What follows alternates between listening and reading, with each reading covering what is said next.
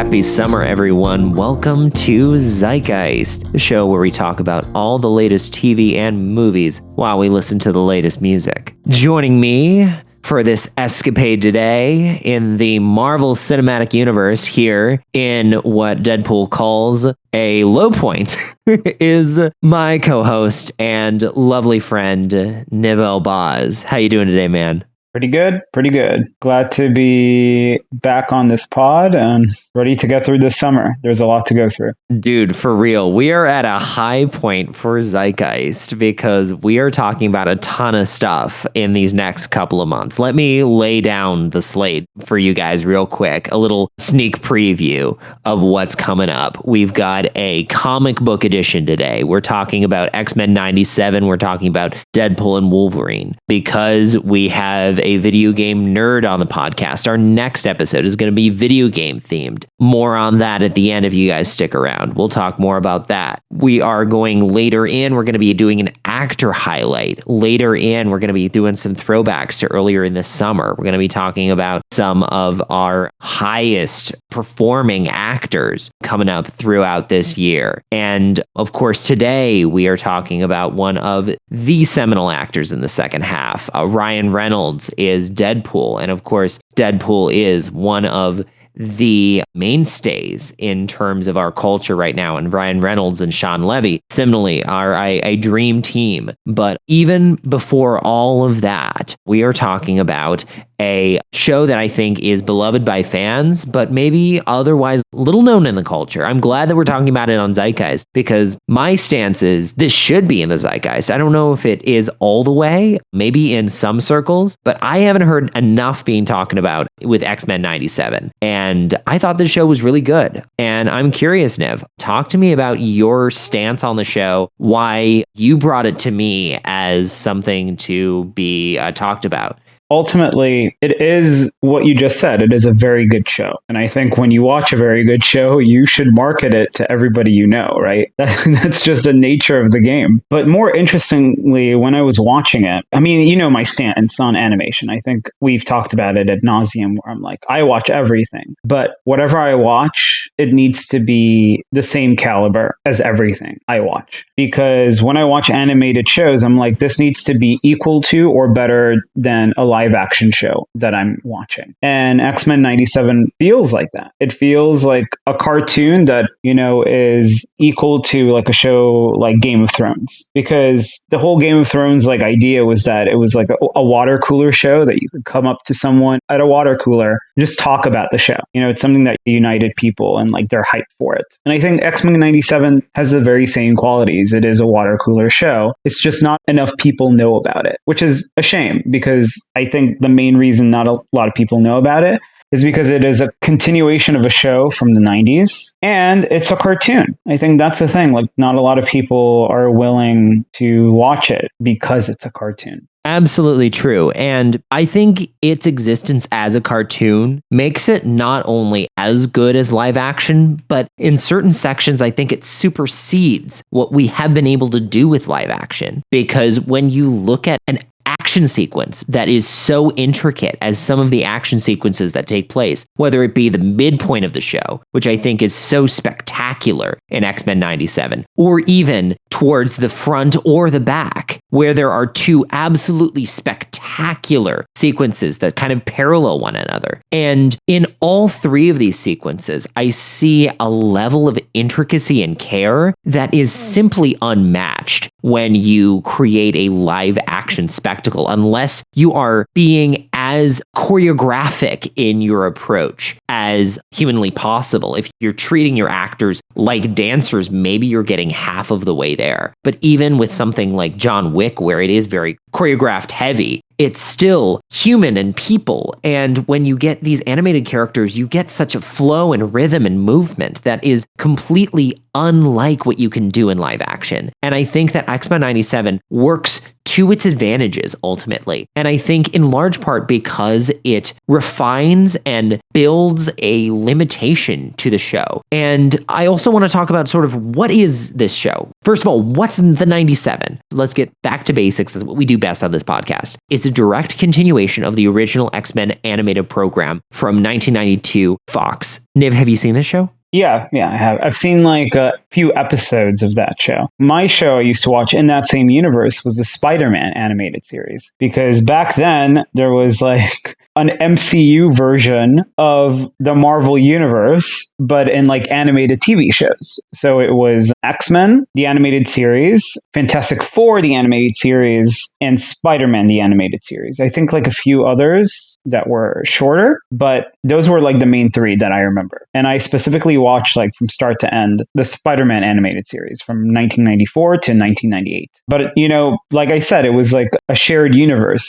So you would see some of the characters like the X-Men pop in Spider-Man like once in a while, which was interesting. Like as a kid, I was like, oh, that's cool. Like who are these strange characters? Mutants, what are those things? Because that was my introduction to the Marvel universe at large. All these Marvel characters. I was truly like a 90s kid watching all these series together and being really drawn to those characters, especially Spider-Man, because what a great introduction, if not like the flagship character of Marvel. I think Spider-Man, the animated series, was probably the biggest standout just because Spider-Man has always been the standout of Marvel. And him and Batman, I think, were where I came from too, like in terms of animated series. Now, when it came to comics and when it came to live action movies, that was where I actually was an X-Men kid. And I really didn't do a lot of superhero comics in general growing up, but I did follow a lot of X-Men trades, and I went backwards a little bit. So I read some Uncanny X-Men. I had a couple volumes of that ready to go. I believe I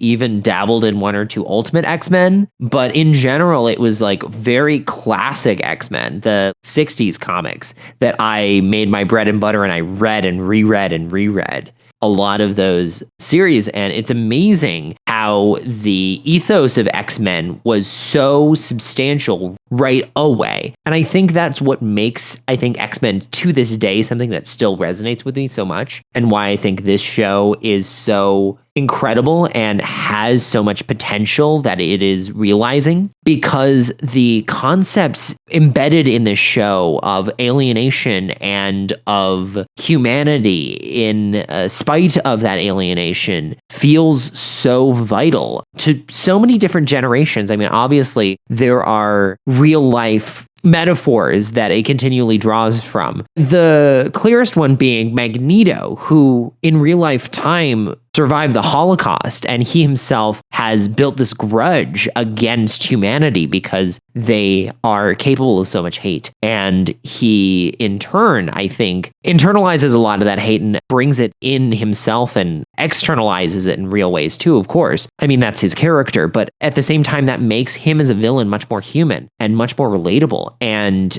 in certain cases, I think can make him transcend villainhood to being almost anti-hero-like, which is really kind of weird, and it throws you back a little bit, especially as a kid, and even more so when you're creating kids' cartoons.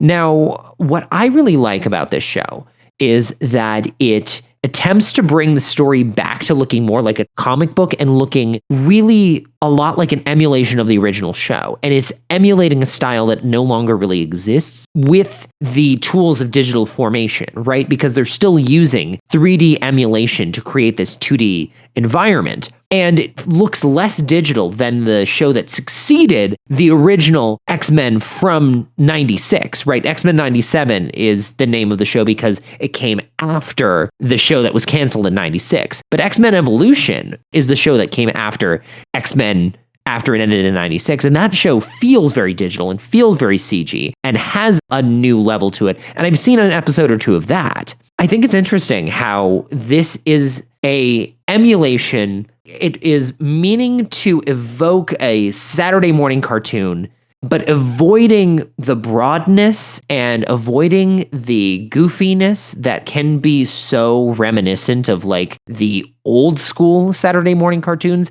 and feels so in line with what the 90s wanted the Saturday morning cartoon to be. And in some cases, I think they were able to hit that, right? I mean, certain episodes of things like, I think of Batman the Animated Series as the obvious choice. That's one that I can call as a touchstone because that's one I think I've seen the most of all of these superhero animated programs of an era. That one has a level of understanding of what adult material can look like for kids, but I also feel like it doesn't often become adult. And X-Men 97, I think, is unbound by those limitations. And in turn, I think it becomes much more rich and engaging. And it is ultimately like primetime TV. Would you say that's right? Does it feel like more like a Saturday morning cartoon to you? Or does it feel like more like primetime? Prestige TV? I think it's combined. I think, especially because we've talked about other animated shows on this podcast, right? Scavenger's Reign, Primal, Blue-Eyed Samurai. All of them are cartoons, but they all feel like primetime TV. I think with X-Men 97, it's a weirder distinction, right? Because it was a Saturday morning cartoon. And I think that we've added modern day like themes, not themes, but more techniques and sensibilities into it.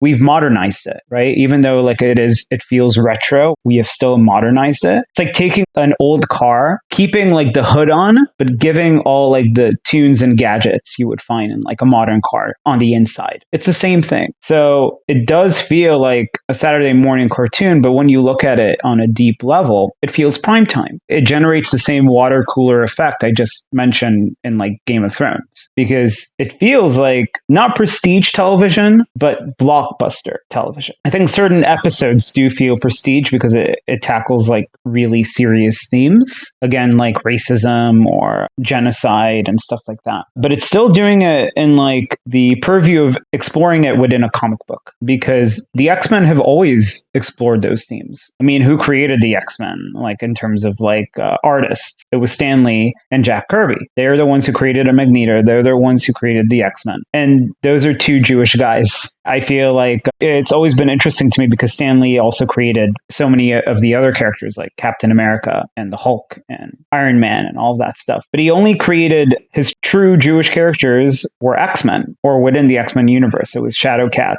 and, of course, Magneto. Ultimately, it connects to themes that Jews have sort of understood for millennia, sort of like that hatred, that racism. And he just attached it to mutants. He hasn't done that with any of his other characters because that's not what sells. But I think the reason the X-Men stand the test of time and they continue to be successful is because ingrained in the mythos of the X-Men are true and very prevalent themes that are hard to look at, especially in a world of comic books and heroism. Because the mutants are heroes, but they are heroes that everybody hates. And the mutants are ultimately a people oppressed. And you can look at it from various vantage points, and plenty of directors have. I look at it from the context of the film medium because that's the one I'm most familiar with. But a film that is otherwise maybe not the strongest, but in X-Men 3, The Last Stand, Ratner equates the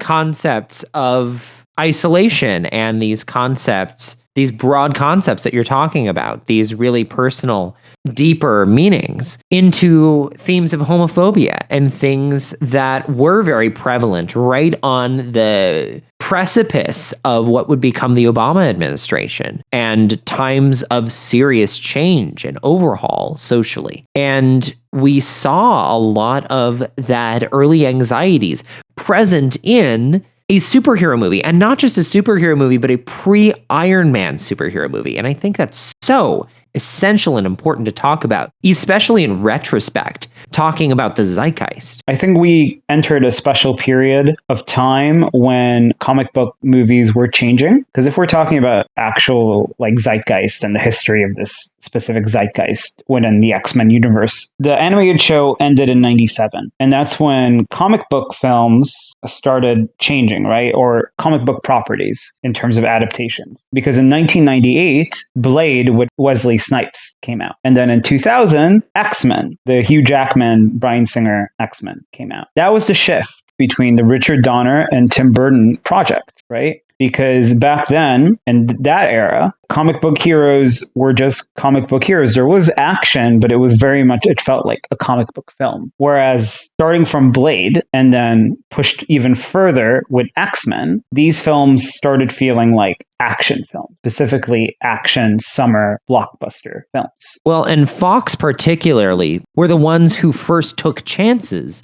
on these people and these properties, whether it be Blade, whether it be Daredevil, whether it be X-Men. All of these movies were not cheap to produce. All of these movies had money and budgets, and we still remember the marketing campaigns. I mean, I remember the marketing campaign for Daredevil years and years and years later.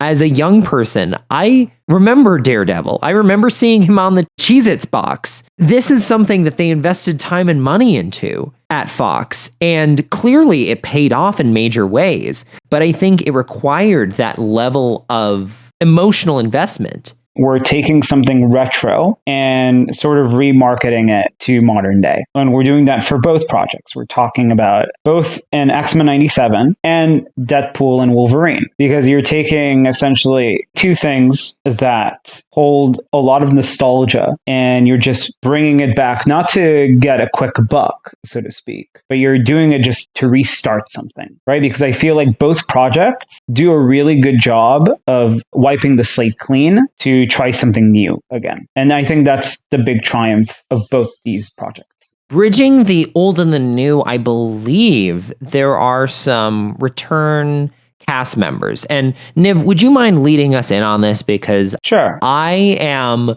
blithely unaware of this landscape. Yeah, I think the cast list in itself is very interesting, because usually in projects like these, especially like modern projects like these, you get high-level TV actors to voice these characters. But that wasn't the case with this project. The main sort of voice actors are like seasoned voice actors like Ray Chase and Jennifer Hale, who've done like a myriad of projects from animated shows to anime to video games. Like these are like well-rounded and well-respected like voice actors. But by no means would people know their names, right? And also, it's important to mention a lot of the actors were recast from the original show, but not all. Like Cal Dodd and Lenore Zahn, who play Wolverine and Rogue respectively, were brought back, but they still needed to audition. I think that was the thing. Like this was a project that was very much a love letter to the past, but it still went through sort of like the bolts and nuts of like, okay, we're doing this again. We want to do this right.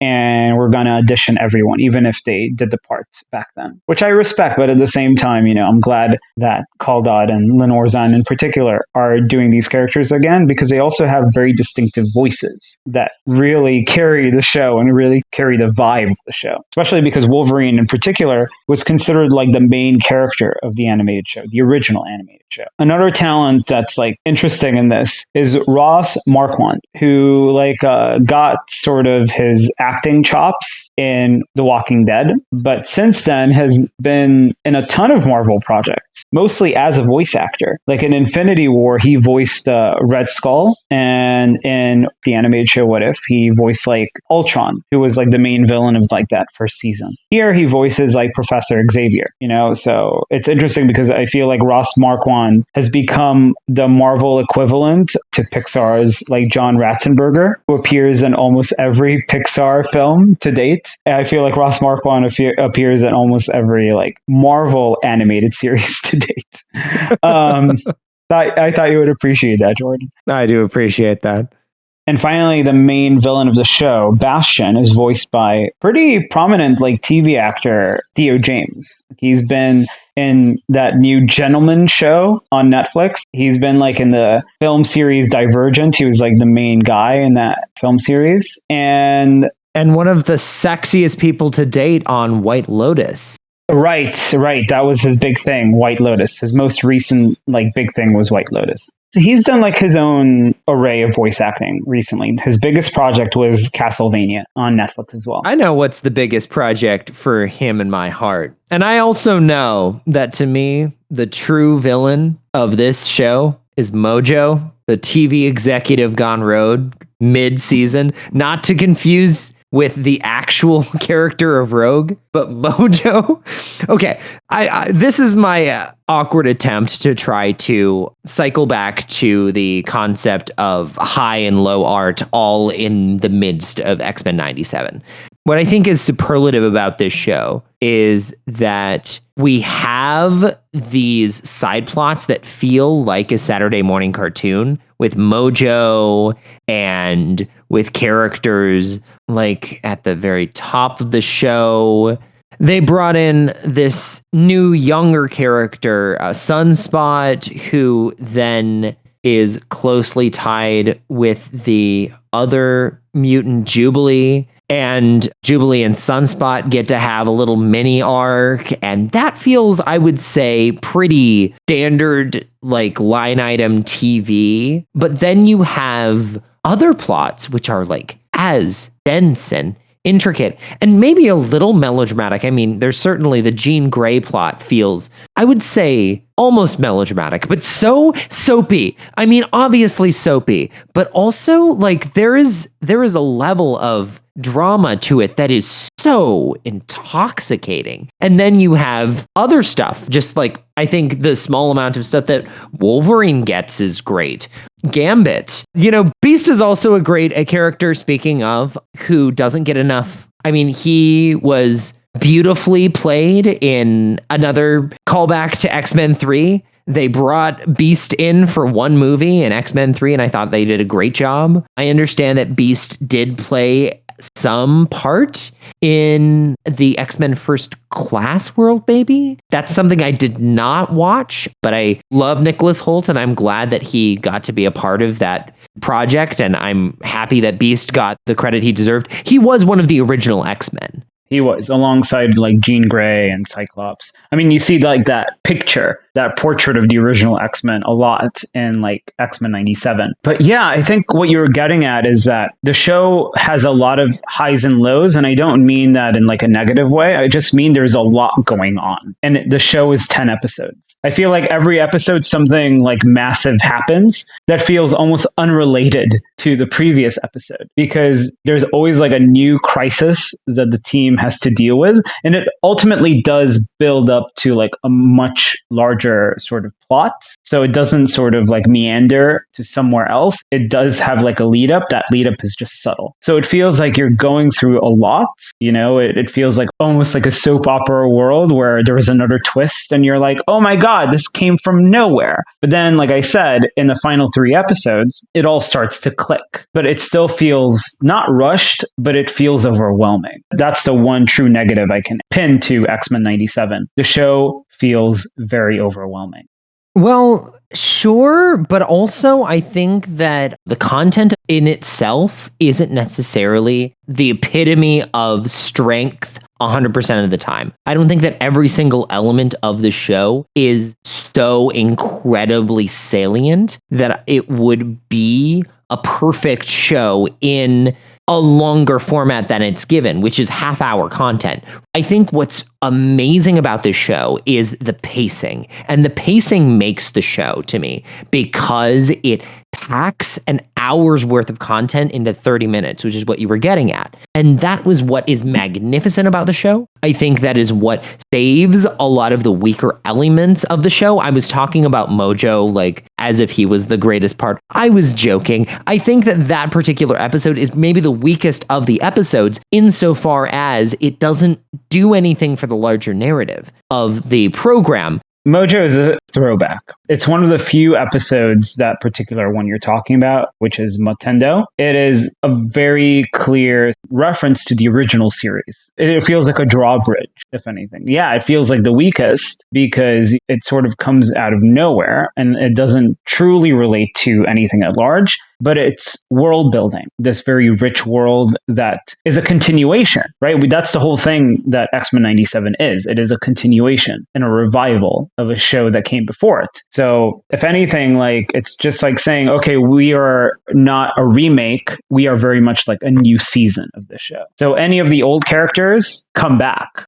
Any of those old worlds come back. And I didn't bring it up to make fun of it, to be clear. I brought it up for a specific reason, and that is to showcase what I think is missing in larger TV. In a world of 8-hour programming, in a world where you are so driven by serialization that nothing seeps through the cracks, a show like X-Men 97 makes a case for a filler episode in these 8 to 10 episode seasons, wherein previously you wouldn't think that there is any filler. And the fact of the matter is, Magneto isn't filler to my eye either. I think it is an important palate cleanser, because what comes after it is absolutely as vital as what comes before. Without Magneto and the life-death, half of the life-death arc that Storm goes through in this season, I think that between these two episodes, wherein you are largely getting smaller character stories, single contained stories, things that feel very small and things that build character and things that make a difference, but make small difference in a way that we don't usually see in prestige TV, you have this absolutely incredible 22 to 30 minutes of TV that is unmatched. And that is episode 5, Remember It, which I think is one of the greatest pieces of TV this year. Yeah, before we truly dive into that, I really want to actually validate what you just said about like Magneto, because I think it is something that is important to dive a little deeper on before we head into Remember It. That episode really represents the issue with both X-Men 97 and Deadpool and Wolverine. It's something that requires almost homework, right? Because it's a direct reference to something in the past that you wouldn't have watched. And it's hard to connect with them unless you have prior knowledge, unless you do like actual homework and watch the original like arcs from the sort of 92 to 97 show. And I think that's just the poor nature of this cinematic universe game, that if you miss even like one nugget, you become sort of lost. But if you actually know everything, it feels rewarding. And connecting it to Remember It, because I feel like that's the real meat of what we should talk about with 97. Remember It is such like a wonderful episode because you didn't need to do any homework to get it. You could have honestly like started the show with that moment and it would have hit just as hard, because really like what carries that episode so much is its theme. And it's the theme of the X-Men, which is, hey, we are people that are oppressed. And this is the weight of that oppression. In X-Men 97, the first half of the season feels like it's driven by distinct personalities across the board, and it really showcases how great X-Men is as an ensemble cast. And you see a number of storylines all coalescing into what I believe is truly the zenith of the show, which is episode 5, which culminates in a moment that resonates equally to or superior to, in my mind, any Avengers movie. And in fact, what I find to be most appealing about this particular moment in the show is that it escalates the conflict into a place where we have a strong and clear and concise emotional grounding. And because of this, there is a mix of personal conflict. There is a mix of Pyrrhic victory, of redemption, of true, pure heroism, and it combines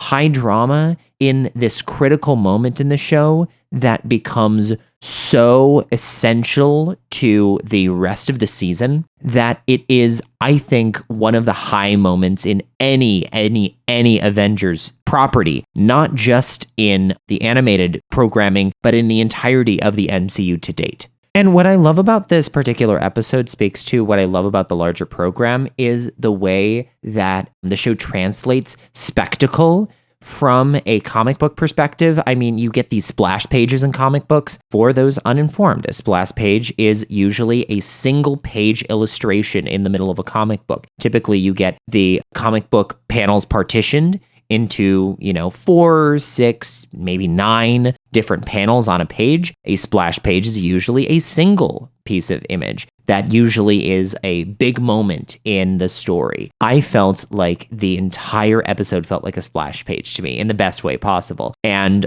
throughout the season, we do see how physical conflict can highlight character development and maintain high stakes. And that moves super well throughout the season into some seriously interesting moments in the finale that I think truly speak to the legacy of X-Men over the course of now over 50 years of time. And ultimately, what violence really is, I think, and tell me if you agree with me here. In musical theater, they say that music happens, singing happens when the characters no longer have the words to speak.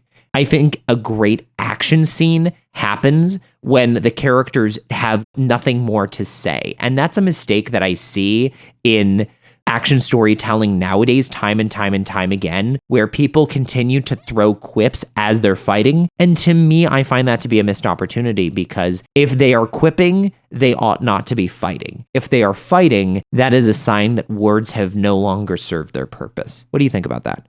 No, I agree. I think that a lot of stories waste the idea that violence is a last resort, and it should be like a last resort, because a lot of characters in storytelling, they don't necessarily want to fight. They feel like they need to fight. And I think those are the best action scenes that there are, because ultimately it's the motivation that pushes a character to do something versus it forces a character to do something because the story requires them to. That makes it more believable when a character is like pushed to a corner and he's like, all right, I have nothing else I can do. No words, no other peaceful actions I can do, just violence. You know, and there is no one who I think exemplifies that more than one of the two major characters of this show. So X-Men 97 makes a particularly interesting choice in who it highlights and who it chooses not to highlight, right? There are certain characters that we remember and love through our program that just don't really get much screen time. One big one that I can talk about without going into real spoiler territory is Wolverine.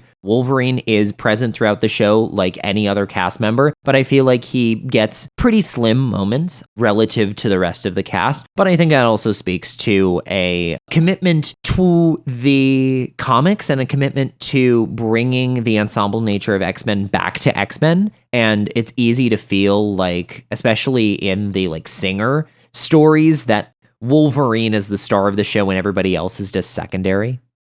Wolverine was the main character of the original X-Men animated series. Story very much focused on him. So I think it was a deliberate choice to try to expand it, to try to focus on these other characters. Because Wolverine does have like strong moments in the show, like particularly in the finale. But I think it was, like I said, it wasn't just like a deliberate choice. I think, you know, given the amount of episodes they had, they were like, all right, these are the amount of characters we have. These are the amount of episodes we have. It's best to focus on every single character as if they are Wolverine. Since Wolverine had so much content to him in the original. But we were also touching on gray morality. Certainly Wolverine exemplifies that, but instead of taking the easy choice, I feel like they focus very strongly on a character that often is, treated as a villain, because that is ultimately what he is in the context of this larger program, which is, of course, Magneto. And obviously, one of the major tension points in not just this series, but in all X-Men properties is Xavier versus Magneto. So in case you've been living under a rock or you're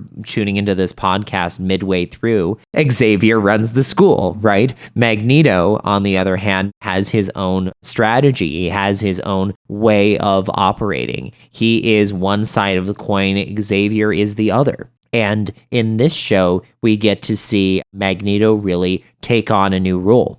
Yeah, absolutely. I mean, there's that famous example that because Xavier wants peace, because he wants to live in coexistence with human beings, he is treated like Martin Luther King, who was famous of like, I want African Americans to coexist with white Americans. And throughout, history, Magneto has been compared to Malcolm X because, he was a person that was like, no, we need to use violence to get our rights. We need to show strength. We need to show power. And that's how Magneto views it as well. He's like, all right, we mutants, have suffered enough from oppression. And the only way people will be able to stop oppressing us is if we fight back. And of course, that has to do very understandably and very, very empathetically due to the fact that he is a survivor of the Holocaust. He survived the ultimate oppression, and he essentially transitioned into another form of extreme oppression because he is a mutant. Not only is he a Jew, but he's also a mutant. I think Magneto is one of the main reasons why I find the entire property so interesting inherently, because Magneto is one of, I think to me, one of the most sympathetic villains in any history and comic book history particularly, because he's hated on both sides. The public hates him, right? You just said he's the Malcolm X of superheroes. And on the other hand, the X-Men also view him largely negatively. Particularly, people like Wolverine really, really dislikes him. People who are really, I think, mentally divisive often find him to be particularly distasteful. Although there are certain people in the X-Men who are more sympathetic to Magneto, and I think that's explored a little bit throughout the show. What's interesting about Magneto in this series, too, is that by episode 2, he has almost redeemed himself. He's attempting to redeem himself in the public eye. And he's actually trying to do his best to put himself in Xavier's shoes and almost become a hero. So you see, I think in this show, him acting more heroically than he has historically ever in the history of the X-Men comic books. And what is the fascinating line that the show rides is not once does he sacrifice his ideals, sacrifice his mentality, sacrifice what he believes in order to achieve these goals. He is simply someone who is now ready to go toe-to-toe with the public, to go toe-to-toe with the real world, and to embrace the real world while still being as critical as he's ever been. And that is what I find so fascinating about the show, particularly in a world now where we exist in a space of magnanimous change, where we are, as a public, starting to become more aggressive about the changes that we want to see, sometimes for the positive, sometimes for the negative. I mean, every party in the current election right now is looking to make major changes, and some of them may be to the detriment of those podcasting or those in the audience. Now, to keep politics aside, I think what is truly fascinating about Magneto is that he has such a liberal tint, and he is ultimately an anarcho-revolutionist. He's interested in major social change. He's interested in, socialism, right? And if you look at the utopian aspects midway through the show, Magneto, his ideal is a socialist utopia of mutants. He wants a mutant, community. He wants like a nation where mutants not only get to coexist with each other, but they're also safeguarded, which is funny being Israeli. I mean, that was the whole like Zionist ideal, to create a country where Jews would not feel oppressed, which feels very true to today's politics, crazy enough. But that's the thing, like there have been many times throughout history where terrorists and revolutionaries were not that different. I mean, the only difference between them is the way history views them as victors or losers, so to speak, because Nelson Mandela and Gandhi were both considered terrorists by the dominant governments of their time, the South African apartheid government and the British government that was ruling over India, which made sense because they were against the regimes and trying to fight for their own rights. Same with, American revolutionaries, George Washington and the Independence War. The British Empire viewed as those revolutionaries as terrorists. We only view them as revolutionaries and as heroes because they won the war. If England would have won the Independence War, history might have looked Probably very, very differently. The interesting about Magneto in this sort of show is that every time we see Magneto in every other property, he is that revolutionary, he is that terrorist. He's someone that goes against the authoritarian regimes that he feels oppresses him and very much do in fact oppress him, and he fights back. But I think Xavier always served the role of a politician, of trying to actually bridge the gaps between a lot of things and create stability around that. And I think the big motivation for Magneto is that he finally understands that in order to make something lasting, he can't keep blowing something up. He can't keep destroying something. He needs to build something. He needs to actually bridge the gaps between things. And he sort of serves as a politician. He's transitioning from a revolutionary to a politician in this show. And of course, that is not something he's used to. And the fact that the show shows that not only makes it really interesting, but it shows a lot of humanity and growth to a character we see as a villain, but in reality is just a person with really strong ideals. The thing that I find the most strong about the show, and I want to talk about this from both sides of that coin, is the way that people in the show react to the events happening and how the events happening obviously deepen character movement. One of my favorite characters throughout the course of this show, to keep it general, is Rogue. I think that Rogue has a really interesting arc in the show, and her arc is largely informed by the set piece moments, and that we continue to touch base with her character in really smart ways as time goes on. But she isn't the face of the show in the same way that Scott Summers, aka Cyclops, or in Jean Grey, who takes on a really sizable role in this particular program. She has really the biggest, most external force of the show. And in some ways, I think that having Cyclops and Jean as the forward motion of the show does make sense, but they are also largely the centerpieces where the show operates around. And these people are meant to be a little generic, I think, in relativity to other characters like Rogue, like Wolverine, who have very particular personalities, especially Wolverine, who speaks in a very specific way. There's smaller characters that we don't get a lot of time with, like Beast or Morph, characters that I think are larger in comics than often in other programming, but are, I think, really essential. Now, the really biggest thing that I love about the program is how we see the heroes have to directly look at their own morality in the eye throughout time. And obviously, the villains themselves still aren't particularly morally gray in my eyes. A lot of characters can be really, truly antagonistic, true villains. Bolivar Trask, portrayed as a true villain amongst an increasing competition from other worse villains, some of whom just have like straight up like villain bad guy names, you know, not names that you would find at your local CVS. And Marvel has these names all the time. We have a very famous example coming up in the Marvel Cinematic Universe, Doctor Doom. There was another man who is a similarly villainous name who comes in the later half of the show. Mr. Sinister. Yes, thank you.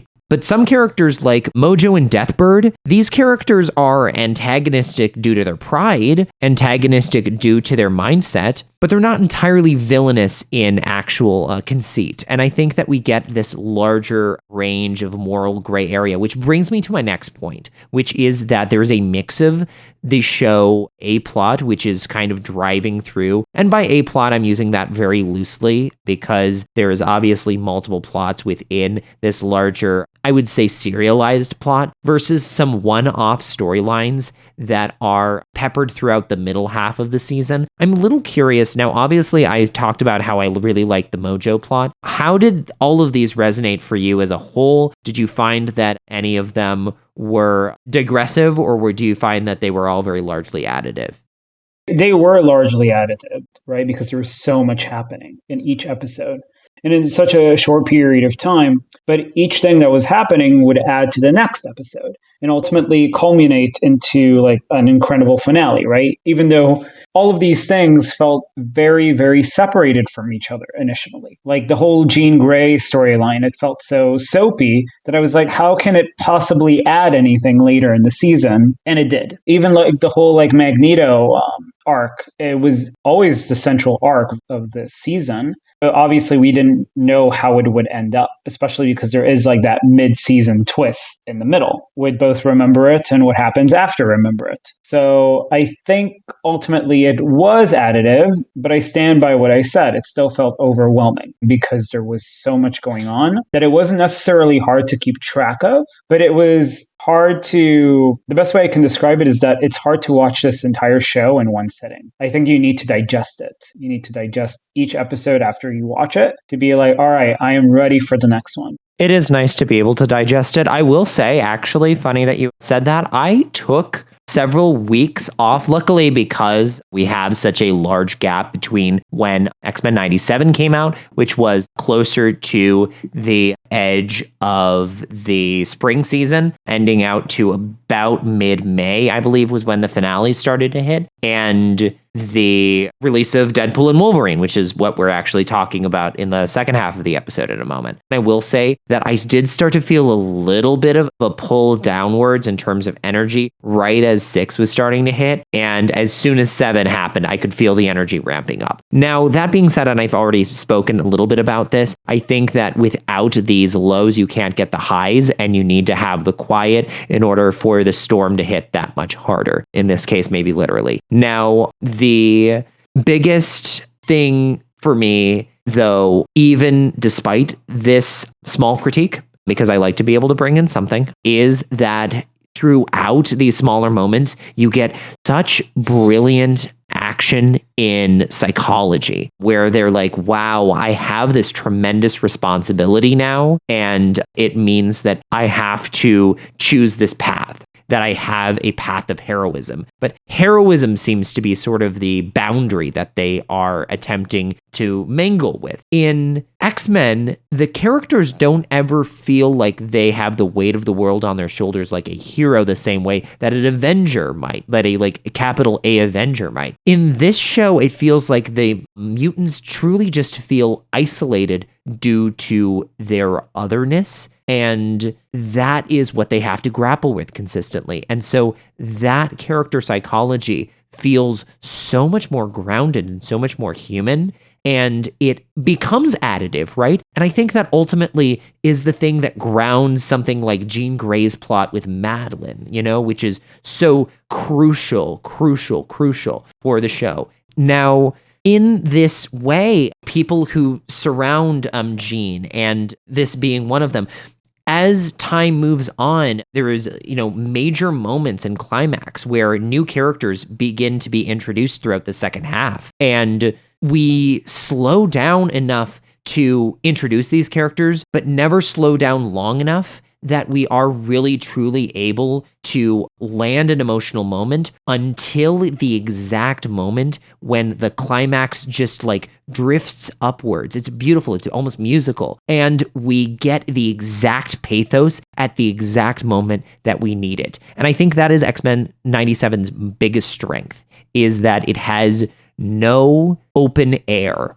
to wait for something. Everything happens orchestrated exactly in the place that the creators intended. It is a difficult thing to do. I think it is also a replicable thing to do based on the way that they structure this program. And I think they can do it again. And I'm excited to see what that would be for a second season. Yeah, I think what you said just now about the X-Men otherness, I think that's important to point out, especially in the larger world of both the MCU and other Marvel characters, because to me that always never made sense. I'll be honest about that. And I don't think that X-Men 97 is able to create a convincing argument around that. Unlike the Fox movies or even X-Men Evolution, that animated show, because X-Men 97 and the MCU represent the fact that this is a world filled with superheroes, people who have superhuman abilities. And yet the only people who are truly ostracized and oppressed are the mutants, who also serve as superheroes and who are also born with superhuman abilities. But unlike, say, Captain America or the Hulk or Iron Man, they are in fact punished for it. They are punished for being gifted. And I think that that's actually one of the few flaws I think X-Men 97 has, because I sat there and I was like, I'm seeing other Marvel characters in this show, and they're very much treated like heroes. Why aren't the X-Men treated like heroes? universe. And I feel like Fox was actually able to do that very well because the X-Men, like the Fox movies, because X-Men felt very contained. That actually leads to a bigger question. Even like Deadpool and Wolverine that we're about to get into,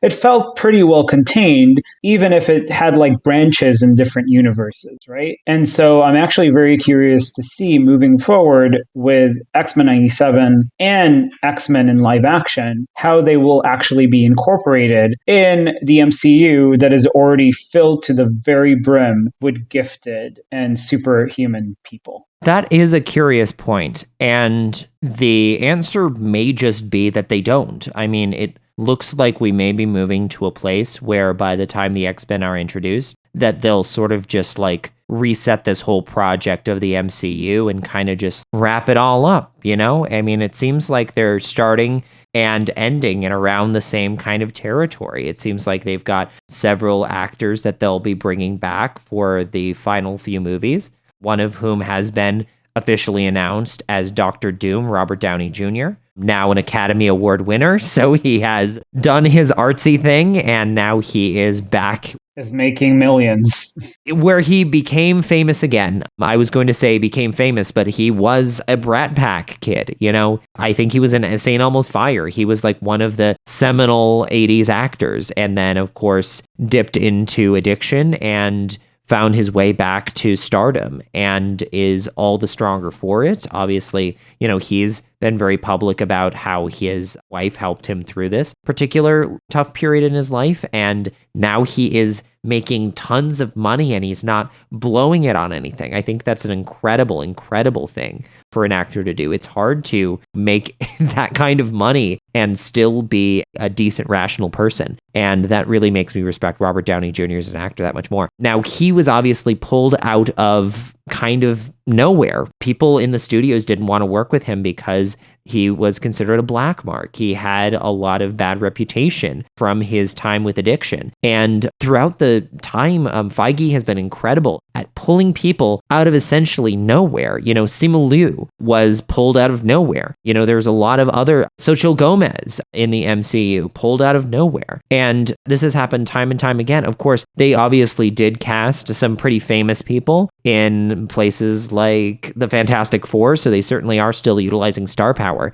But I think that what would be most interesting to me in X-Men isn't even, are they going to hang out with Captain America? My biggest question is, how are they going to treat casting? How are they going to recast Wolverine? Because as we'll talk about in just a moment, one of the biggest challenges in incorporating X-Men into a cinematic universe is trying to shed the past. And ultimately, of course, Deadpool and Wolverine opts not to shed the past and instead embraces the past. And in fact, embraces in some ways the larger meta-narrative of the whole project at large. That said, I'm giving a 2 thumbs up to X-Men 97. I'm very excited to see where the project moves forward. Niv, before we get to some music, is there a particular project that you feel needs to have an adaptation similar to X-Men 97, whether it be a comic book or otherwise? Well, it's funny because you just did thumbs up, which means like we've moved for more numbers. We keep playing around with our scoring system here. I would give X-Men 97 a 2 thumbs up as well. For me, I think it's like a 9. Again, only because like it's overwhelming. It's like an amazing show. It is a must-see show. It is a water cooler show. It feels very much like a show that is equal to any prestige live action show out there right now. And you should watch it. So 9 out of 10. But in terms of like the next show that should be adapted, and I don't think it will anytime soon, but it is Spider-Man the Animated Series, the show that was also part of the X-Men Animated Series world. But for me, that's like the seminal thing. That's to me like the Marvel version of Batman the Animated Series. So I would want to see that adapted in the same way of X-Men 97. I think I would love to see a Star Wars show made in this particular style. I think that would be really cool. They've been making Star Wars comics for quite some time, and I do think that it would be nice to kind of retrench and ground a story in something that is a little bit lower stakes for a company that is often just pooling money on top of things. And I think that a lot of the Star Wars content has been a little bit too risk averse. And that's, I think, largely because of big casts and huge budgets. And casting a bunch of really solid voice actors to come in and clock their hours is, I think, a great way to be able to make some interesting risks. I think that X-Men 97 is a great platform for some risks. I thought that they were going to go in a really, really, really weird direction in the last couple minutes of the show because X-Men has had some obscenely weird arcs throughout its many, many years of comic book runs. And I'm still holding out hope that they're going to start building their base in other countries because they have some pretty wild globetrotting escapades as the times progress. That said, speaking of escapades, no escapade this year has been better publicized already than Deadpool and Wolverine, but nonetheless, we have to give our 2 cents and talk about how the narrative of the show has embedded itself in everyone's lives once again. So we are going to listen to some music quickly, and then we are going to be coming back to talk about Deadpool and Wolverine. Stay tuned.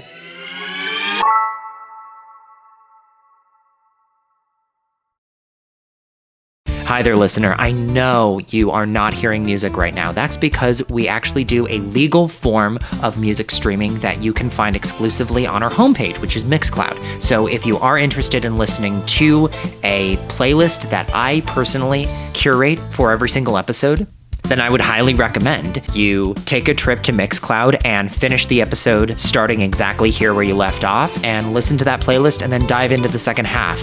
That said, if you choose not to do so, here's the second half right now. And we're back. Now we are talking about Deadpool and Wolverine. This is currently the only Marvel movie coming here in 2024. And based on the fact that we have already passed both Comic-Con and the D23 Summit, it is now the only Marvel movie coming here in 2024. It's definitely an interesting slowdown from the Marvel machine and from Bob Iger, who recently replaced a different Bob as the CEO of the Disney company. And it's a pivot, I would say, from their largely huge glut of programming. That being said, now, Niv, how do you feel about this particular new wave of Marvel, considering I would say you're the one more bought into the whole Marvel experience? I feel like you have a particular point of view. You enjoyed watching Infinity War in a way that I can't say I follow. How exactly are you feeling about this particular new phase? And how do you feel specifically about maybe how Marvel is going to be moving into 2025 now that we've seen Deadpool and Wolverine? First of all, I don't think I would describe myself as bought in. I compare Marvel to like McDonald's or fast food. Sometimes you just have a hankering for it. It's not good for you to consume it all the time, but sometimes it's okay to order in like a Happy Meal or whatever. Because, you know, there's nostalgia to it. It is like fun, but it isn't really fulfilling. Most of it isn't anyway. And that's how I would describe the Marvel universe, especially at this state, at Phase 4 and Phase 5. But that's the unfortunate thing, I think. Phase 4 and Phase 5 and Phase 6, this new era of Marvel, has a lot of potential. It draws on the ideas of the multiverse. So realistically, like the sky is the limit when it comes to imagination because you should be able to do anything. All storytelling conventions in the past, like especially like with the Infinity Saga, Phase 1, Phase 2, and Phase 3 of the Marvel Cinematic Universe had like a specific trajectory, right? Act 1, Act 2, Act 3 type of storytelling where the characters were slowly coming together to fight like this big threat. But here in Phase 4, Phase 5, Phase 6, it's the same sort of trajectory, right? The group is supposed to come together to fight off this greater evil, but that hasn't really been the focus like it was in the past. Here, the focus is let's see how many cool cameos we can put in these films. Let's see how many projects we can do at once, how many big properties and small properties we can adapt and cash in on, whether it be like She-Hulk or Moon Knight or even the Agatha Harkness show that's coming out soon. Or, you know, doing the Marvels, but having like the TV character Miss Marvel star in it as well, and a character from WandaVision. You know, they're very much trying to build this really big and vibrant cinematic universe, having like a bunch more names than they did in the past, because for any actor now, being part of a Marvel movie is like a must, or it feels like a must. There is like this pressure that you need to do it. And some high-level actors have escaped that pressure. Paul Mescal is one I can think of right now, whose voice, like, I don't really want to be in a Marvel movie. It feels antithetical to what being an actor is. And at this phase of the game, I kind of agree with him. Well, it's a little overextended and kind of gauche, kind of almost too cheesy. If you're an actor who wants to be taken seriously, it almost starts to feel at this point in the game like it might be the flash in the pan, and you don't want to date yourself by being the next iconic Marvel character, because then what do you do next? I mean, you see this time and time and time again. People like Robert Downey Jr. is going back to his role because he came back as Iron Man. And people like Chris Hemsworth and Chris Evans and Chris Pratt, and I think I've run out of Chris's. All of them have a deep bench in Marvel that is now unescapable and is bigger than anything that has come before. Well, that's the thing, because now, especially with this trajectory, right, these phases, it gives them an excuse to come back because they can come back as new characters or like old characters they portrayed in the past and outside of the Marvel Cinematic Universe and bring them to the Marvel Cinematic Universe. It just feels like Easter eggs. That's the best way I can describe this entire phase. It's driven by Easter eggs. It's driven by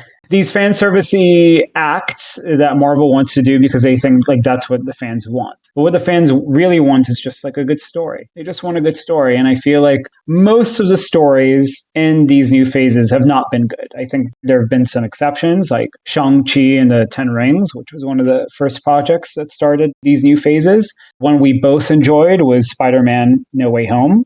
Well, there's a point to it. I think there's a level of No Way Home that I found enjoyable, but I think that Watts is by and large very competent, and he's got some good projects coming up this year that are non-Marvel that I'm very excited about. But here's why I think the Marvel project has failed overall is that you just talked about sort of the way that they broke the limits, that now it is a limitless ethos of multiverse, right? And ought we live without limits in story? Like, is that what we need for story? I mean, the man with 1,000 faces, Joseph Campbell, dictated that there is in fact only one story that matters, and that if you follow that story ad infinitum, that you can find new and exciting concepts therein. And I don't disagree with that. I think that there is something about trope that feels very common and very grounded and very human that people are drawn to. And that's why I know people in the real world who just watch the Hallmark Christmas movies 365 days a year.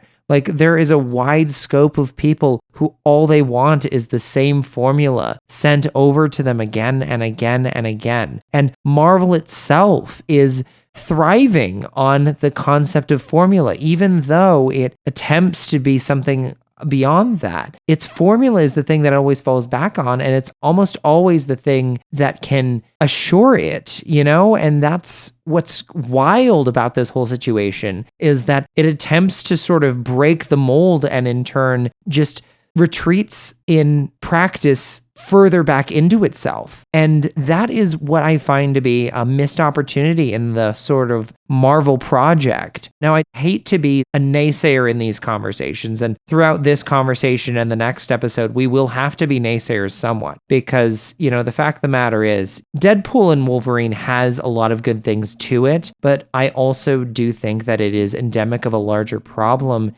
in movies right now. And I think that when we move past it, like, you will have all of these creatives working in a way that doesn't feel as confined to corporate assets. And that's the thing that I think as a creative frustrates me the most. And it's the thing that I have to come on a public platform like this one to speak on, is that it feels like it is truly a platform of assets and not a platform of stories, or, like you said, you know, something that is more meaningful. Yeah.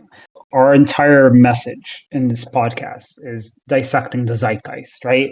Unfortunately, the zeitgeist of our moment, the crowning jewel of the zeitgeist of our moment, is the multiverse. You know, there have been so many multiversal stories, and we've even covered them. We've talked about them. We talked about like Rick and Morty ushering it and Everything Everywhere All at Once, like giving it a certain amount of prestige. Right, but has it gotten better since then? Have we seen it go further? I mean, how many multiverse stories have existed since then? And sure, I liked No Way Home, but I thought it was a brilliant case of, and this is where I get to throw my takes in. I haven't heard anyone else on the internet say this. It is a case for a redemption. It is a case for villains becoming good. And it is, I believe, furthermore, politically more interesting than anything that the MCU has done because it serves as an argument towards prison abolition in a way that I haven't seen any project do, no matter how leftist. And that made me very, very happy to see something that is so corporately invested also have this underlying focus on leftism. And so as many cameos as you can throw into a movie, if you have an important thing to say in the end, that's why I would be invested. And while I think Deadpool and Wolverine has a lot of brilliance under it, I think that there's brilliant people working on it. And I think brilliant people on the highest level. It still falls short for me because it doesn't serve to a larger purpose. There have been 3 major MCU projects that have dealt directly with the multiverse. The first one was No Way Home, which I think we can agree is the best use of it. The second one was Doctor Strange, the Multiverse of Madness, which was directed by Sam Raimi. I think it's the worst example, personally. I did not think it made good use of the multiverse at all. And the third one is, of course, Deadpool and Wolverine, which I find is the middle example. I think it has brilliance in it, but I think it stops short from truly being brilliant, like reaching like a No Way Home level. And it's because it very much focuses on being a romp. And I think to its benefit, because there's a moment in the film where Ryan Reynolds, and that's the fun thing about Deadpool, like he talks to the audience. He very much refers to the audience in actual events that, we know of. And he's like, yeah, Marvel is at a bit of a low point, but that's okay. We're here to change that. And Deadpool and Wolverine doesn't focus on necessarily saying something novel or something poignant or something thematic. It instead focuses on being a reset, on being something fun. And I can appreciate that, especially after the downpour of really bad projects that Marvel has given us lately. Right. And I don't know anything about that. I don't consume things that would attempt to make me angry. That's just not how I consume media. But I agree. I thought you were actually going to say it's great that, and then you were going to say something about how it's Ryan Reynolds, because the whole movie feels like it's just Ryan Reynolds doing stand-up, basically. Ryan Reynolds plays one character, and that's himself. It just so happens that Deadpool is a very similar person to him.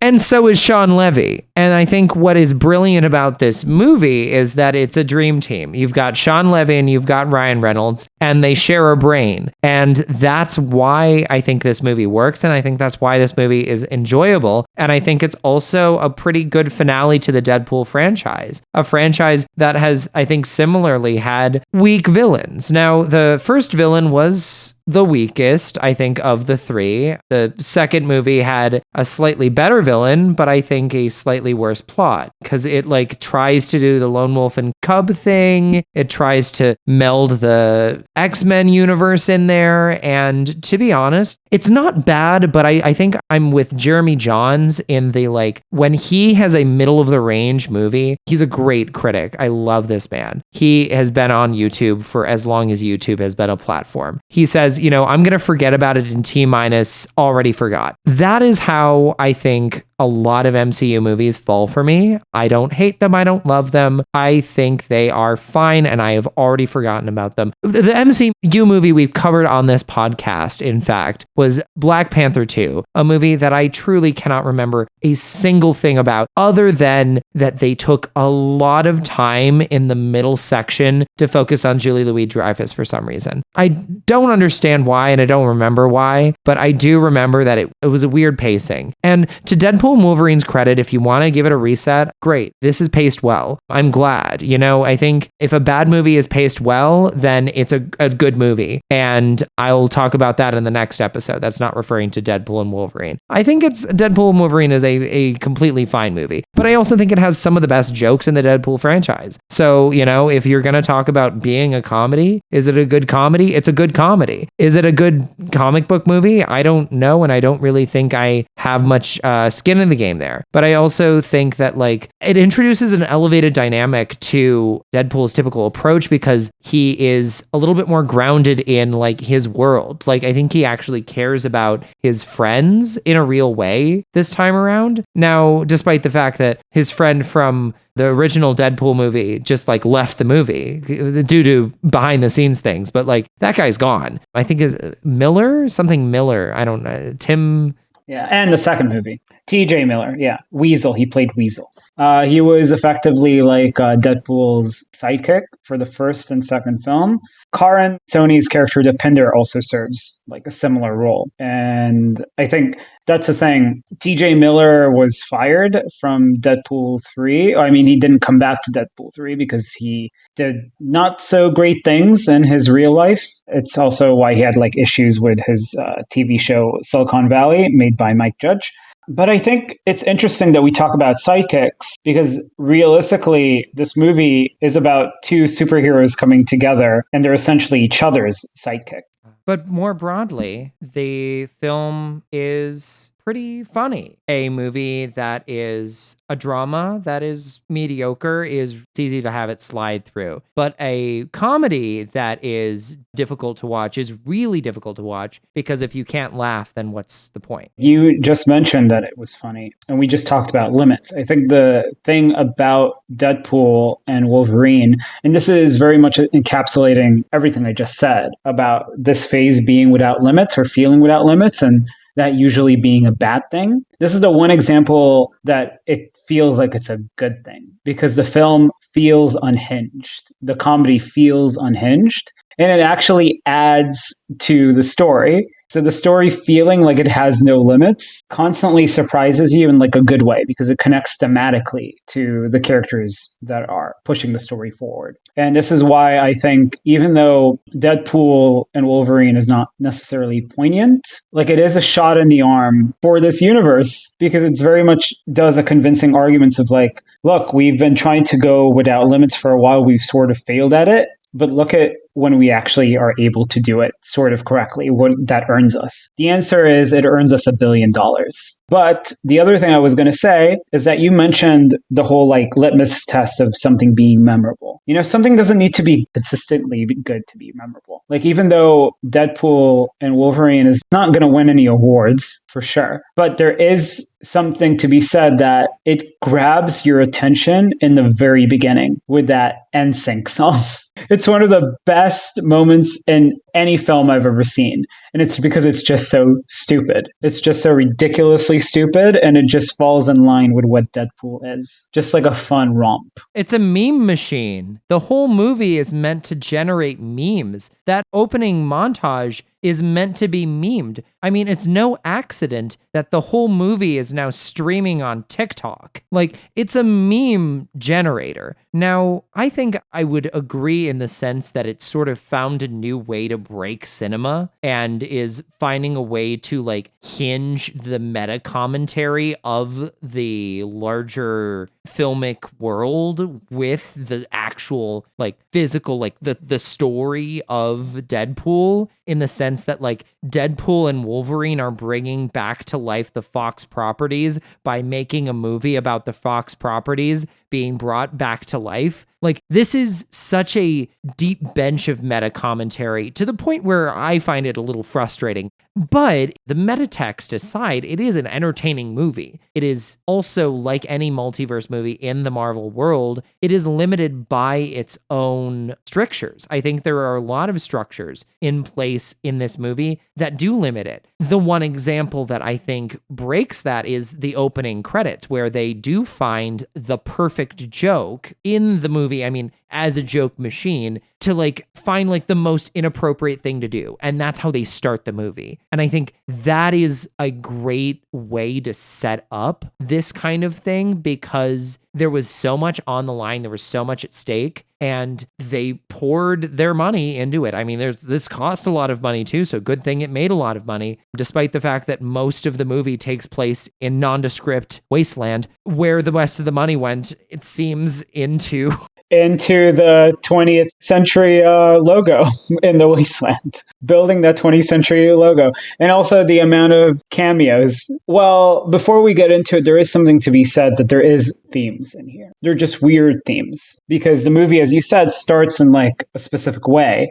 It starts out with Deadpool digging for like Wolverine's body to make sure he's alive, because his version of Wolverine dies in the movie Logan, directed by James Mangold, which is considered by many to be one of the best superhero films ever made. And that is relentlessly joked about and commented on in this movie, to the point where Deadpool feels incredibly jealous, and that pushes his character development in this film.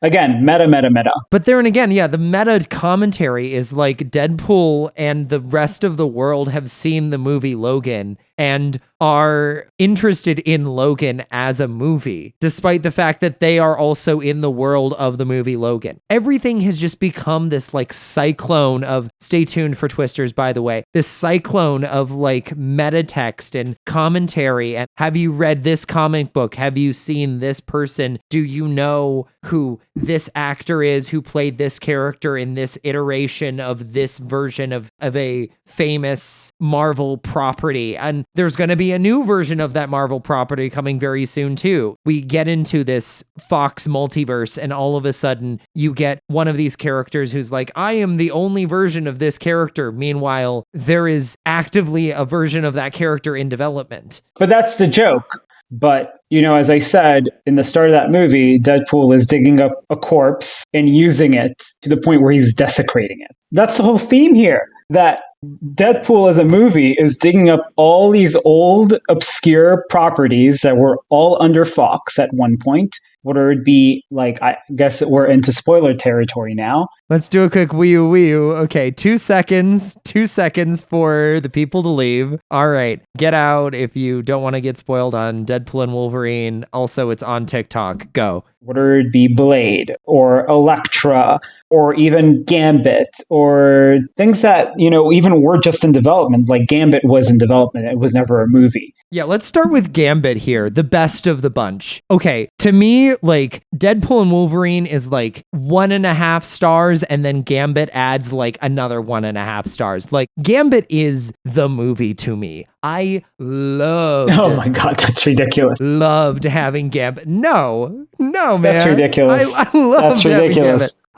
That was Channing Tatum as Gambit is a whole movie to me. You just talked about like the amount of homework, and I'm going to call it homework, the amount of homework you need to do in order to actually get. Oh, it's homework. Yeah, and actually to get like the most you can from this movie, because we should definitely talk about, for people who don't know, like before the Marvel Cinematic Universe was even a thing, Fox had its own universe starring like the X-Men, but they also were in charge of other properties. They made like a Daredevil movie starring Ben Affleck and Jennifer Garner as Elektra. They made Blade, which is about like this vampire hunter samurai starring Wesley Snipes, and also Ryan Reynolds in one of the Blade movies. And there was also, like, in development, because they owned these characters, in development they were trying to make a movie starring the X-Men Gambit, starring the actor Channing Tatum. What's crazy is I didn't know that. Yeah, I knew that. I knew that for a very long time because it was such a high-level project, I think almost for a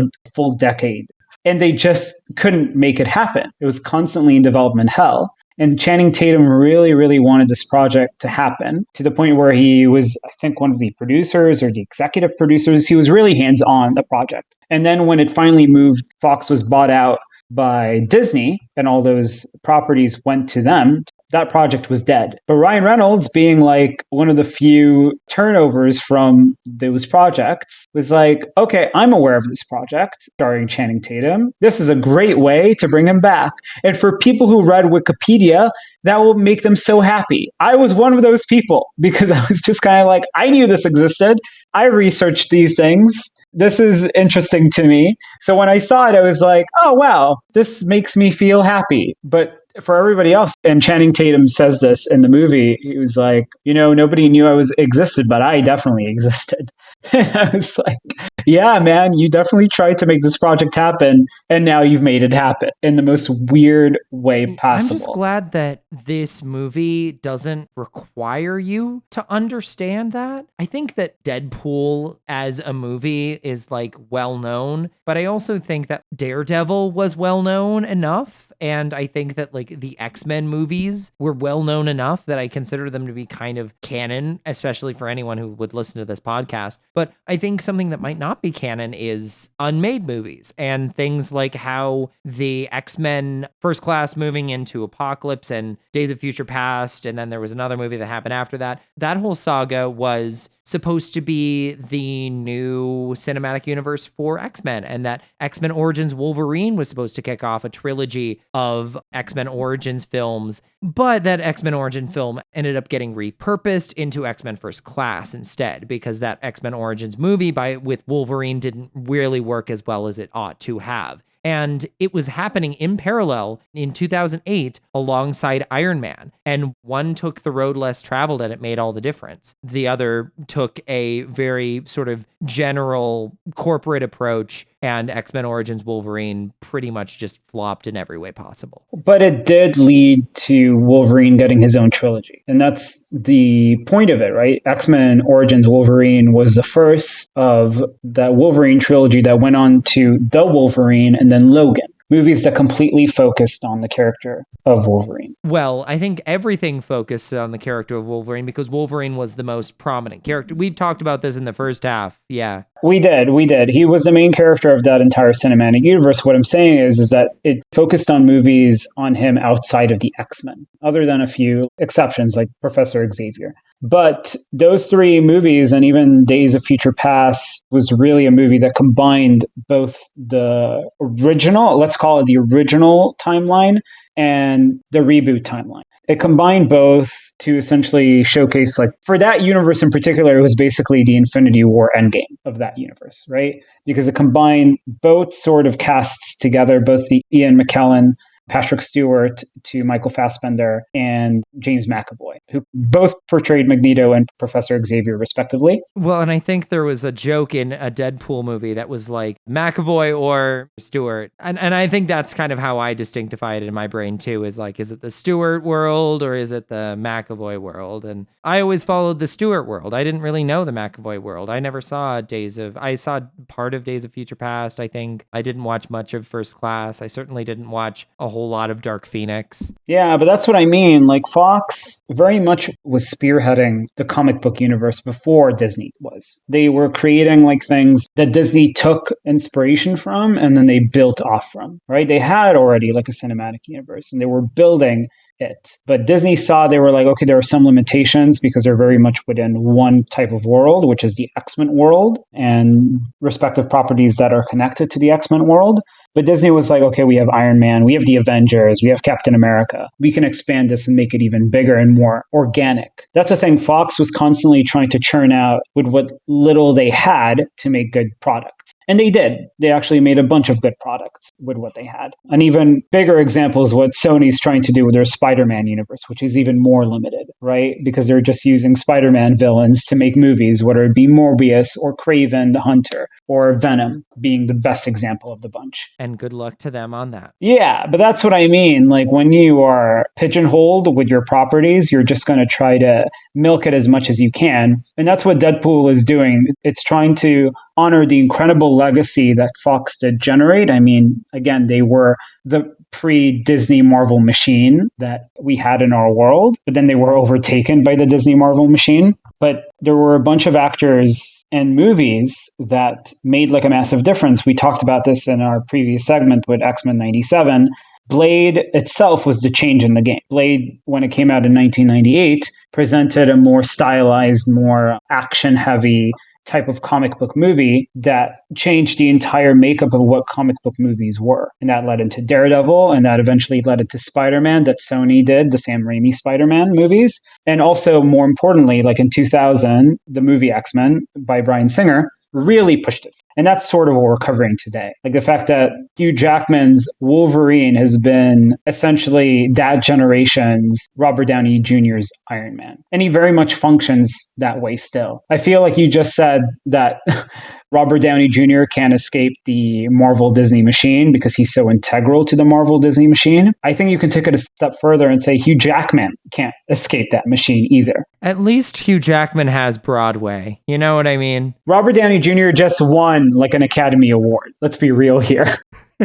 Robert Downey Jr. is, in fact, I think, doing okay. I think in relativity to Hugh Jackman. Yes, absolutely. It is kind of funny how he got his Academy Award and then immediately came back to the Marvel franchise. Money. In any case, speaking of money, it's the highest earning R-rated movie to date. I think it's past the Joker now. I think let's talk about what's effective about this movie, because I've been pretty hard on Deadpool and Wolverine, and because it is a corporate franchise, I probably will be harder on it than I've been in past. But I think that there are a lot of positives about it. I think it's a very funny movie. I think it's the funniest Deadpool movie to date. I also think it's really good at being an R-rated movie in a world where these R-rated movies in the Disney canon are not very common. It is, from the jump, a very R-rated film. It takes its point to eliminate an entire legion of TVA soldiers in the opening credits of the movie, and it's rather gory in that disposal and continues to be so throughout the movie.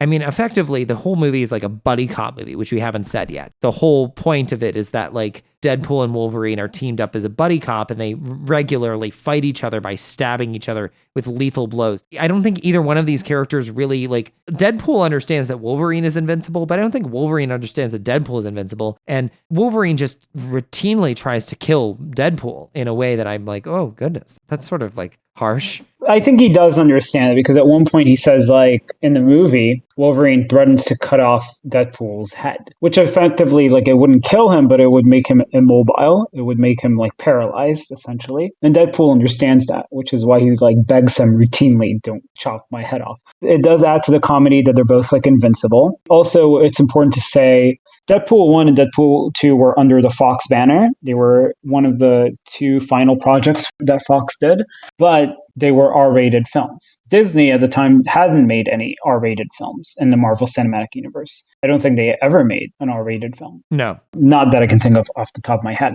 No, absolutely not. Like when that franchise was part of the package when they bought Fox, they were really studying what they should do with Deadpool, to the point where Deadpool 2 came out with like a PG-13 version called Once Upon a Deadpool. It failed miserably. It got like really bad reviews, and Disney really studied that, and they were like, okay, if we bring Deadpool into the Marvel Cinematic Universe, we should keep it R-rated. And it's true. Like, obviously, if it wasn't R-rated, it wouldn't be Deadpool.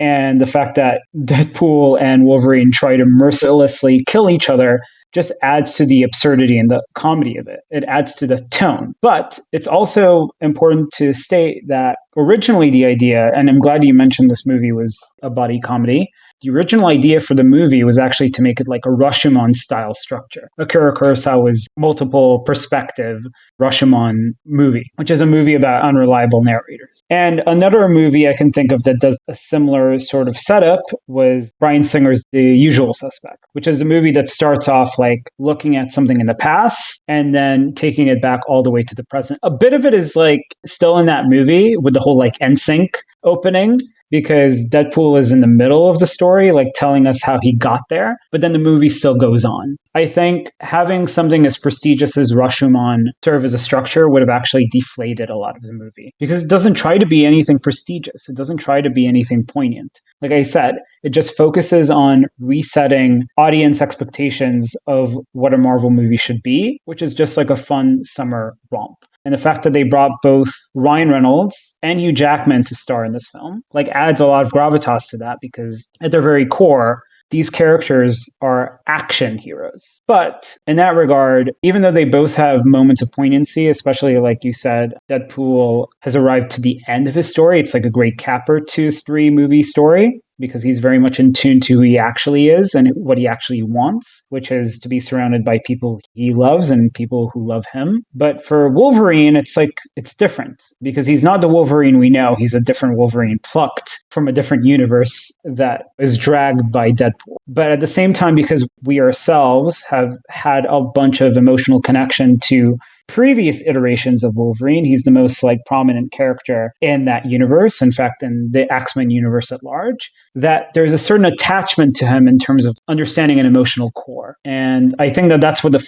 film instinctively understands, that Wolverine serves as an emotional core for this film. So they spend an enormous amount of time trying to make us connect to a character that we don't really know of interpersonally, but we know externally. Because again, we understand who Wolverine is on a large level, on a macro level, but we don't really understand who this particular Wolverine is on a micro level. Also, Wolverine metatextually is someone that we already embrace and love. You talked about this X-Men Wolverine trilogy like it was one cohesive plot, but I mean, the fact of the matter is, The Wolverine is sort of a soft reboot of X-Men Origins Wolverine, and Logan doesn't really connect to either one of those movies in a meaningful way. And then Deadpool recasts the character that's in The Wolverine, it just completely flippantly. So this whole world is already so messy. That said,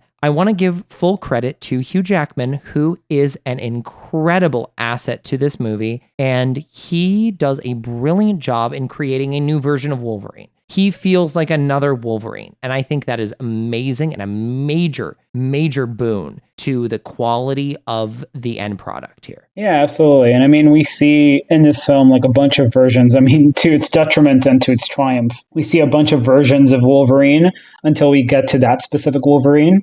And we see a lot of versions of Deadpool in this film as well, especially at the very end.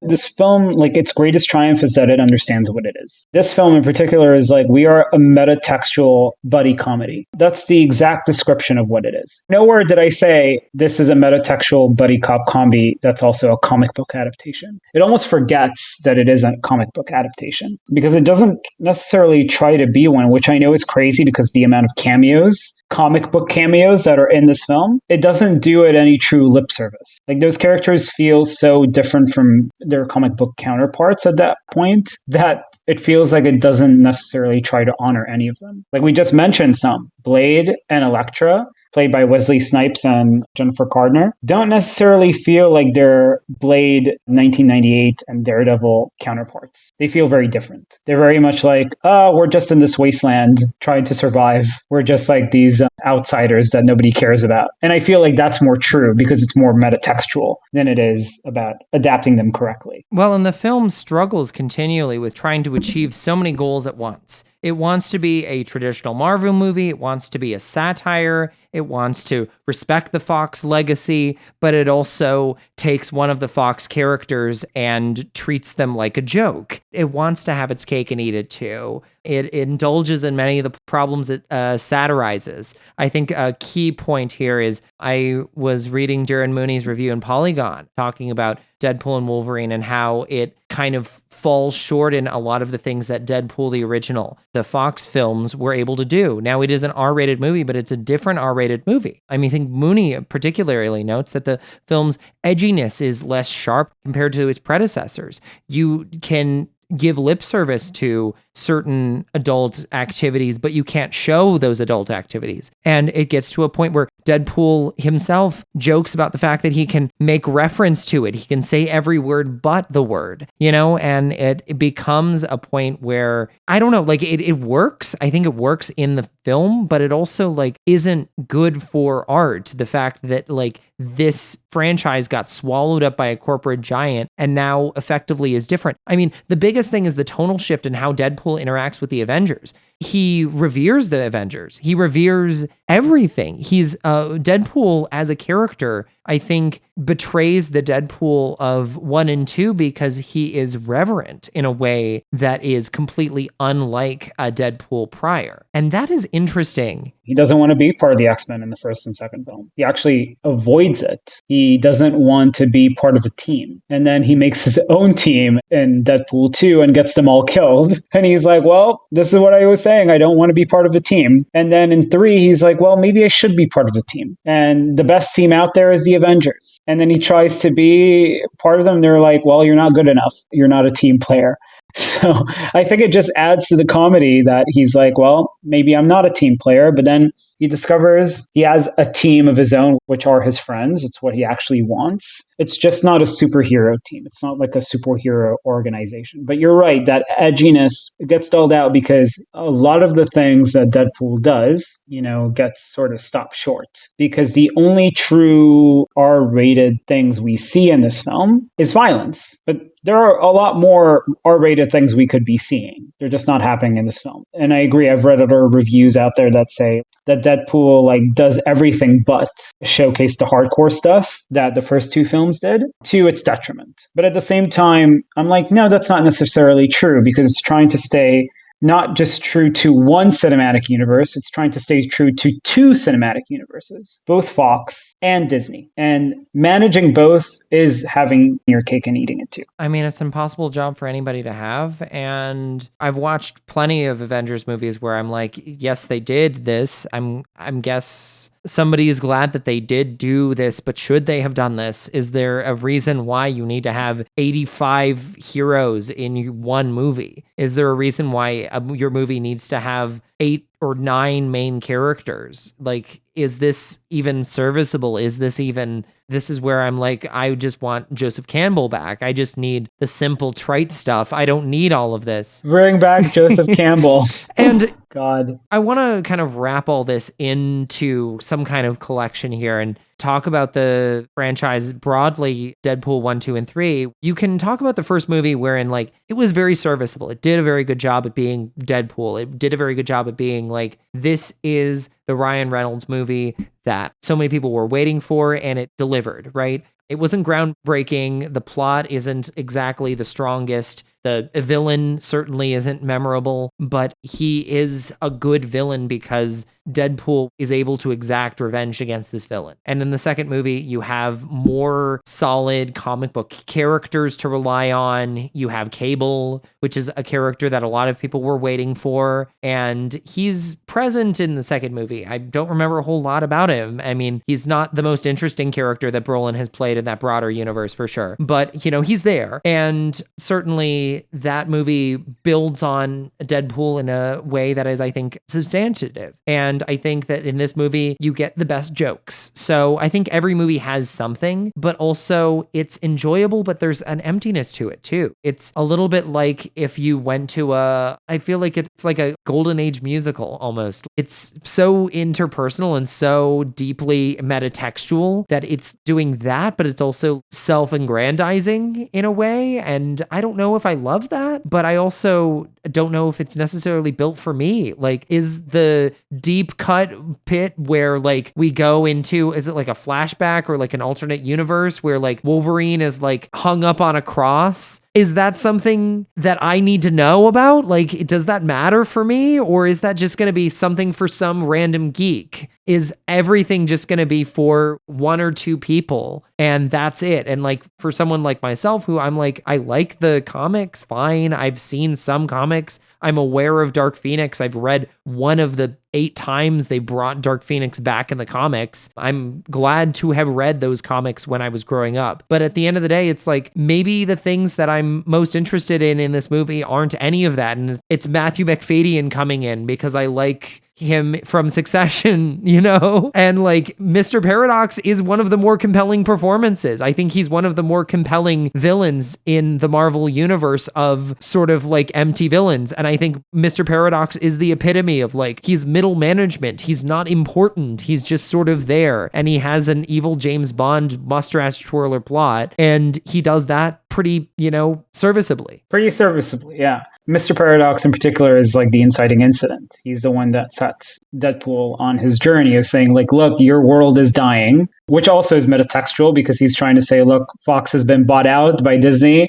Your universe is not relevant. You're the only person that's relevant. And the other person that was relevant is dead. Wolverine, he's dead. And again, incredibly metatextual because what he's saying is like, Deadpool, you don't matter. You're allowed to join the Avengers. You're allowed to join the Marvel Cinematic Universe. But to do that, you need to leave everything behind. That's like a great metatextual premise that anyone can understand if they've seen like the first two Deadpool movies. But as you said, there's a limitation to that. And it all has to do with tone, right? Like the whole like montage you were referring to with Wolverine on a cross, that's like from a famous like comic book cover. Or when Wolverine shoots like Deadpool on like a rocking chair. That's like Old Man Wolverine, another version of Wolverine. Or where Wolverine has like a patch on his eye. He's called Patch. That's like his alias when he's like in Madripoor and gambling.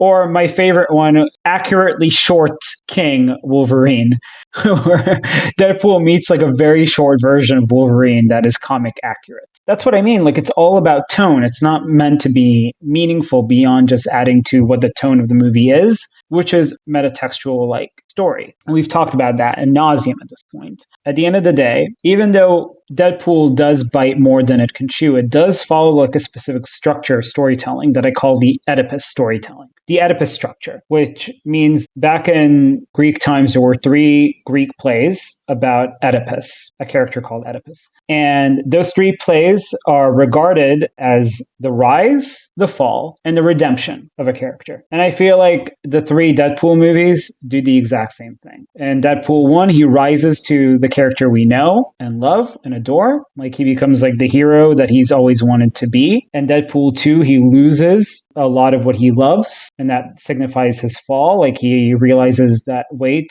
I am not that perfect. I am not that amazing. I have things I can actually fix about myself. And Deadpool 3 is about taking all of those things together and redeeming the character because it very much focuses on like Deadpool not taking center stage, but sharing the stage, right? If the 3 movies were teaching him like what it means to be part of a team, because I feel like that's the ethos of Deadpool's character, that he shouldn't be a lone wolf. I feel like Deadpool 3 really encapsulates that in like a meaningful way. I think this is the only truly meaningful thing that Deadpool 3 does, Deadpool and Wolverine, is the fact that it's teaching Deadpool that he shouldn't be alone. And like I said, the premise of this film is like convincing Deadpool that he should leave everything he cares about behind in order to feed his own ego, right? And be a lone wolf. Mr. Paradox is essentially saying to him, look, in the past, you truly wanted to be alone for your own ego. I'm giving you that opportunity of just jumping ship from this old universe into a new and better universe. And Deadpool is like, no, I went through 3 films of development. I can't lose what I've already gained. There is a type of structure there that is actually really strong. It just is buried under a lot of jokes and metatextual, like, I don't want to say garbage because it's not all garbage.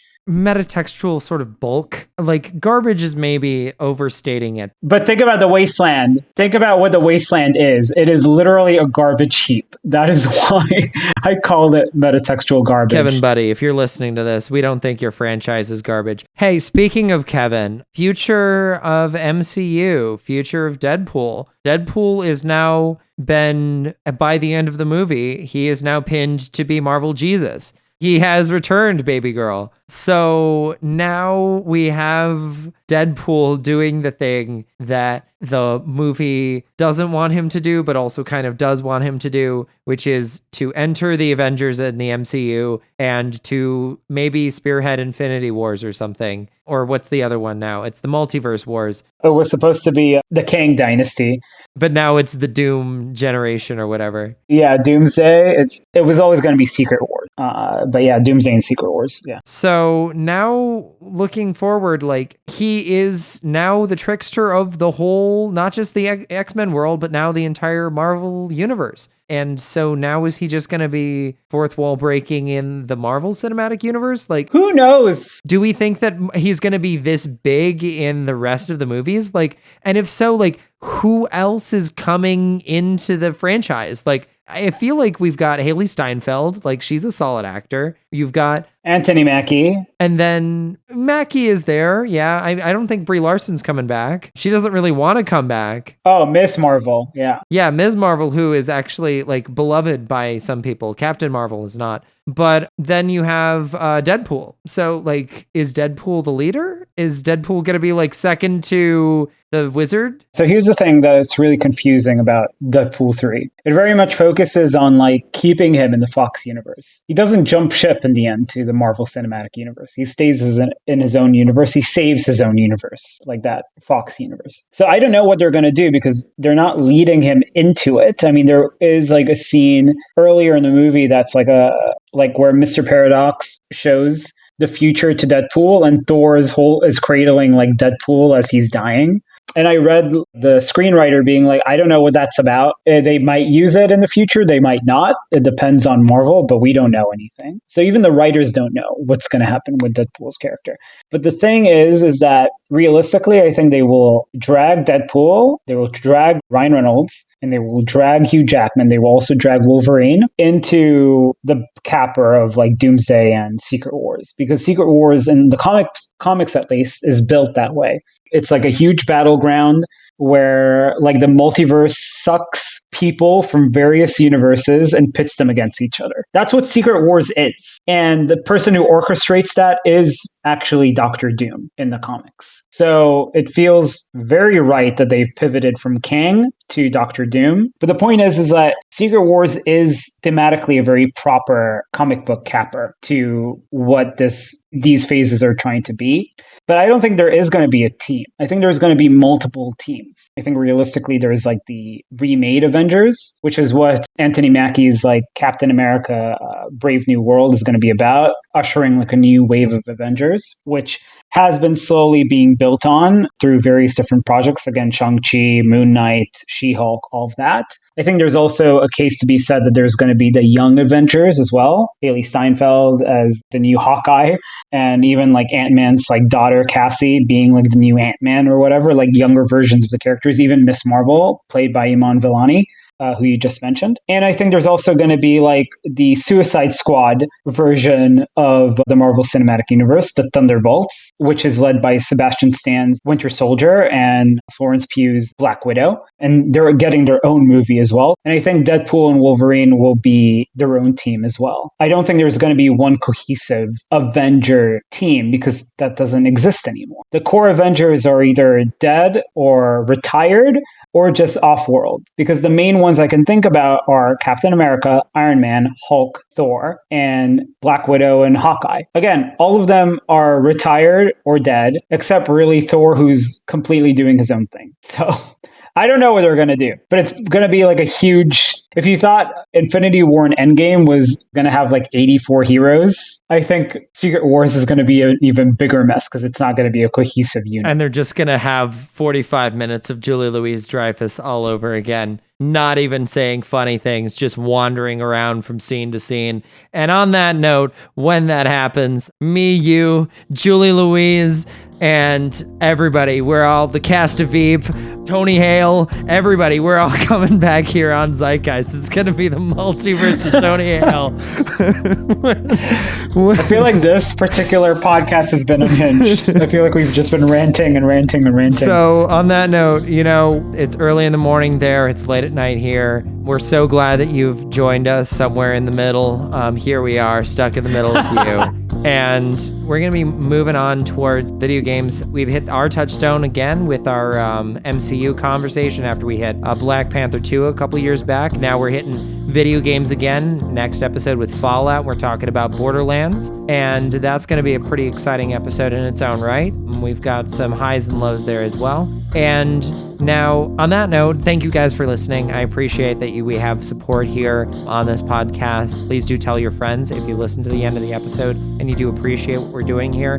We do need listeners. So we'd love to have your friends here too. We'd love to build a community here on Zeitgeist. I would love to hear from you guys personally. Feel free to shoot DMs if you like the episode, if you like it. Throw some comments on our Instagram. We're Zeitgeist Pulp on Instagram. Feel free to follow us there. And we might have more social media presence in the future, but we're starting small and growing big. Now, I'm Jordan Conrad signing off. And I'm Nevo Boz signing off. And we're rocking in the free rule. Doodaloo. Bye, bye, bye.